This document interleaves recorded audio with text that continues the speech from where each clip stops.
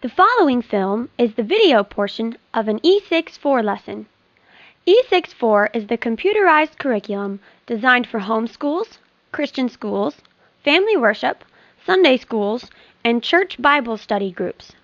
The software contains many features, including family worship, music, competition builder, computer-supervised lesson plans, and more. Yahweh spoke to Moses, saying, Speak to the children of Israel, that they turn back and encamp before Pi-Hahireth, between Migdol and the sea, before Baal-Zephon. You shall encamp opposite it by the sea. Pharaoh will say of the children of Israel, They are entangled in the land. The wilderness has shut them in. I will harden Pharaoh's heart, and he will follow after them. And I will get honor over Pharaoh and over all his armies, and the Egyptians shall know that I am Yahweh. And they did so. It was told the king of Egypt that the people had fled, and the heart of Pharaoh and of his servants was changed towards the people, and they said, What is this we have done, that we have let Israel go from serving us? He prepared his chariot, and took his army with him. He took 600 chosen chariots, and all the chariots of Egypt, and captains over all of them. Yahweh hardened the heart of Pharaoh the king of Egypt, and he pursued after the children of Israel, for the children of Israel went out with a high hand. The Egyptians pursued after them, all the horses and chariots of Pharaoh, his horsemen, and his army, and overtook them encamping by the sea, beside Pi-Hahireth, before Baal-Zephon. When Pharaoh drew near, the children of Israel lifted up their eyes, and behold, the Egyptians were marching after them, and they were very afraid. The children of Israel cried out to Yahweh. They said to Moses, Because there were no graves in Egypt, have you taken us away to die in the wilderness? Why have you treated us this way, to bring us out of Egypt? Isn't this the word that we spoke to you in Egypt, saying, Leave us alone, that we may serve the Egyptians? For it were better for us to serve the Egyptians than that we should die in the wilderness. Moses said to the people, Don't be afraid. Stand still and see the salvation of Yahweh, which he will work for you today.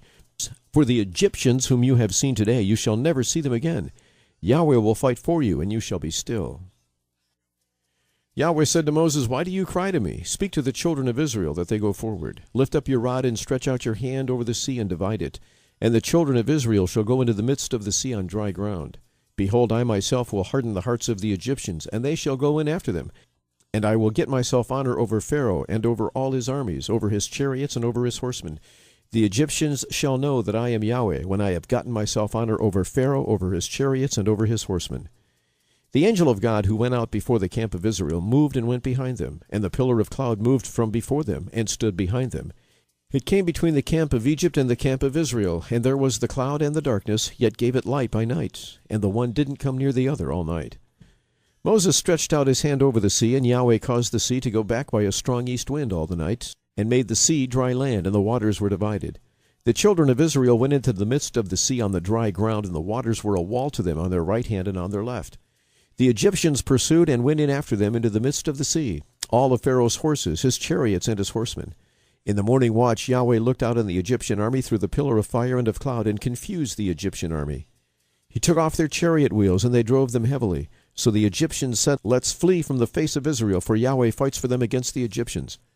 Yahweh said to Moses, Stretch out your hand over the sea, that the waters may come again on the Egyptians, and on their chariots, and on their horsemen. Moses stretched out his hand over the sea, and the sea returned to its strength when the morning appeared, and the Egyptians fled against it. Yahweh overthrew the Egyptians in the midst of the sea. The waters returned and covered the chariots and the horsemen, even all Pharaoh's army that went in after them into the sea.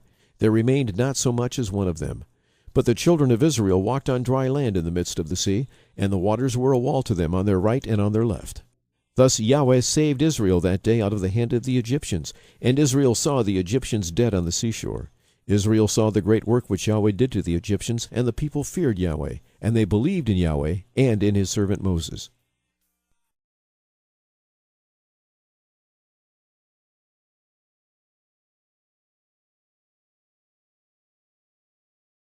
The film you have just watched is the video portion of an E6-4 lesson.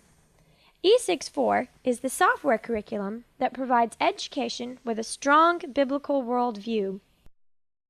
And now, here's Bethany to show you how E6-4 helps my wife, Jacqueline, plan for some special times to focus on important tasks and still manage the children's education. Hi, my name is Bethany, and this is my mother, Jacqueline. Tell us what you're doing today, Mom. I'm working in the office today. I have about 4 hours worth of work to do to finish up our income taxes for the year and get them in the mail. And since the children are a great interruption to that process, making it virtually impossible to finish, Maddie is going to be supervising their schoolwork today for me, and they're all forbidden to come in the office. So the children are on their own. What are they doing? Does today have to be a non-school day? Not at all, because we use E64. Let's start in the den and see what the children are doing. We have 3 laptop computers set up here in the den.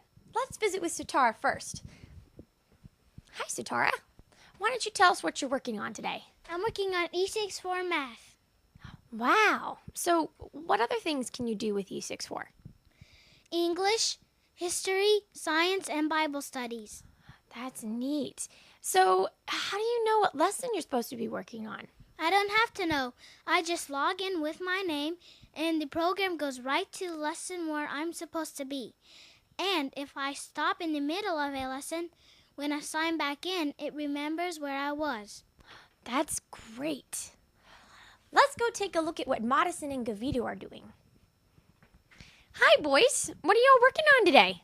Learning to read. What are you reading about? Noah the Ark. It's so cool. Look, here's all the animals coming out of the ark.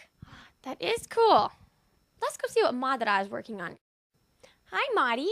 I see you doing your E64 schoolwork. What are you studying? Today I'm learning about how to care for babies and infants. Aw, that sounds so exciting.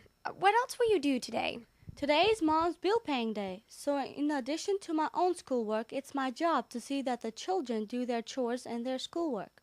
There are not enough computers for everybody, so while Joshua is doing his E64, I have Yedick working on his chores. After about an hour, I'll have them swap out. I do the same thing with Armand and Sitara. How do you know what each child needs to be working on? Mom has chore cards she makes for each one of the children, so I just have to read their card to know what chores they are supposed to do.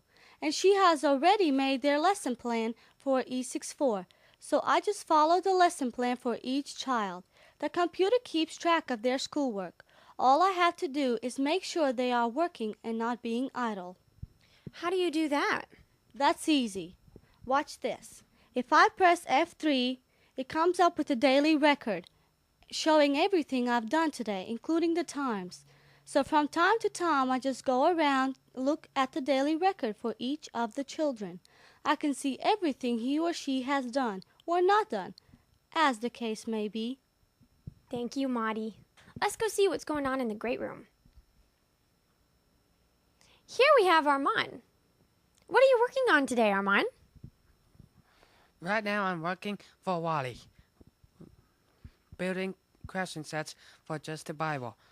Wally makes the videos and I do the question sets. That's interesting. What else will you be doing today?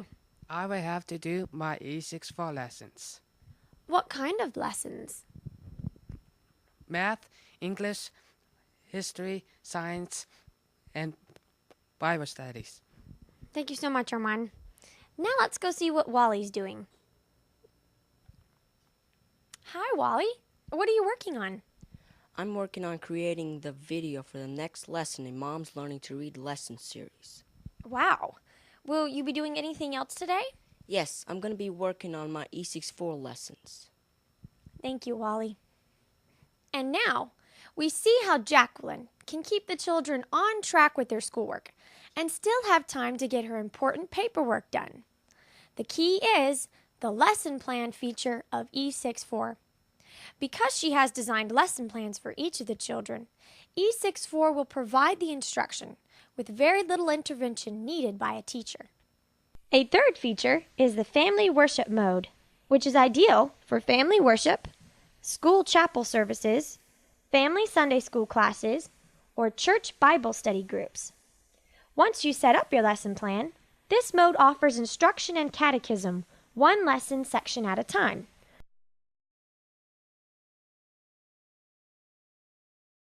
Reminds you to do prayer, thanksgiving and praise, Bible memorization, and includes a complete music section with songs and hymns for worship.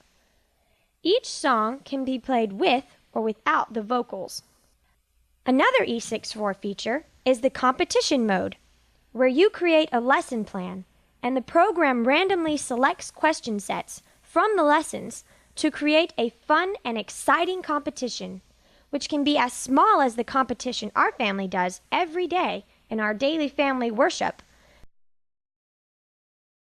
to as large as the Southeast Bible competition we conducted with multiple rounds and prizes, including a new laptop computer and tickets to a major theme park. Another feature is Apples of Gold, a computerized parlor game for more advanced students, where two clue givers devise clues to help their teams come up with a phrase from the Bible. To schedule the Homeschool Advantage to come to your church or homeschool conference and teach your people how to use computer software to build strong biblical households, contact Captain Bret at 678-570-2195 or email terabenth@inbox.com.